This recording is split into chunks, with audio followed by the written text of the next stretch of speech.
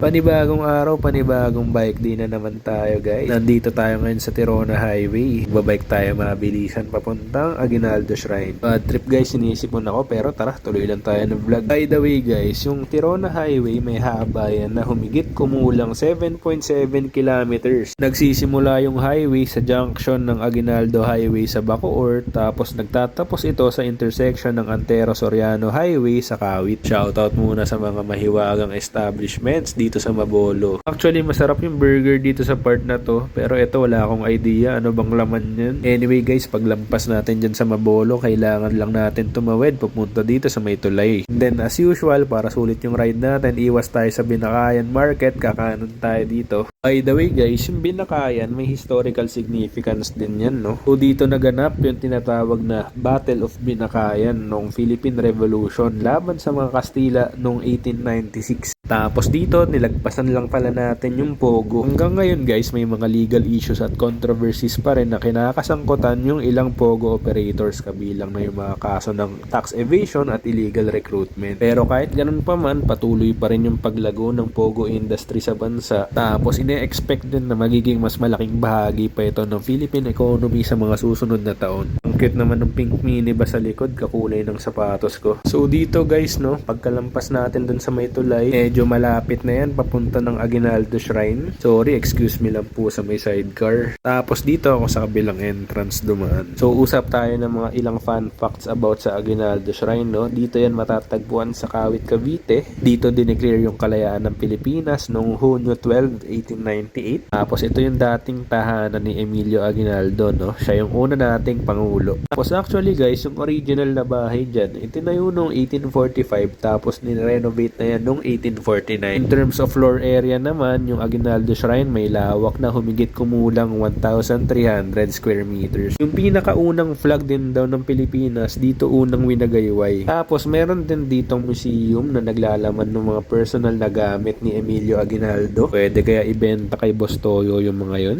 Tapos as of now guys, ito ay pinapangalagaan ng National Historical Commission ng Pilipinas. Right now, bukas ito sa publiko at maaring bisitahin ng mga tourist. Ang nakakatuwa dito, yung design ng bahay, may mga hidden passages yan at secret rooms. May mga tunnels na nag-uugnay sa shrine sa iba't ibang bahagi ng Cavite. Tapos yan, kung mapapansin nyo, may malaking flagpole sa harap ng shrine kung saan nakataas yung watawat ng Pilipinas. Dito, alam ko, may mga tour guides din na nagbibigay ng information at kwento tungkol sa shrine. At the same time, meron ding mga souvenir shop na maliit, tapos nagbebenta ng mga memorabilia. Sa loob ng bahay, may mga lumang larawan din ng family ni Emilio Aguinaldo. Kayo guys, nakapunta na ba kayo sa Aguinaldo Shrine? Kung hindi pa, make sure mapuntahan nyo guys.